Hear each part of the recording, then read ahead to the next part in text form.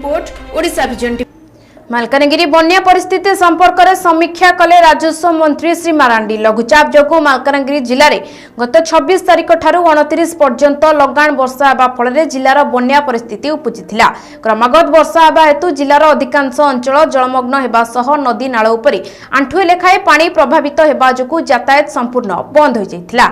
मालकानगिरी जिला उन्नयन सम्मेलनी कक्ष में मालकानगिरी जिले में उपजुथिबा बन्या परिस्थिति संपर्क में समीक्षा कले राजस्व मंत्री सुदाम मारांडी और एसआरसी सचिव श्री विष्णुपद सेठी, मालकानगिरी जिलापाल मनीष अग्रवाल, पीडीडीआर डीएल लिंगराज पंडा, एसपी जगमोहन मीना, एसडीपीओ ऋषिकेश खिलाड़ी, चित्रकोंडा विधायक पूर्णचंद्र बाका, अतिरिक्त जिलापाल वीरसेन प्रधान प्रमुख मंचस्थ थे और मालकानगिरी जिलार समस्त जिला स्तरीय अधिकारी, बीडीओ, तहसीलदार, निर्वाही जंत्री, जिला स्वास्थ्य अधिकारी, उपकृषि अधिकारी उपस्थित थे।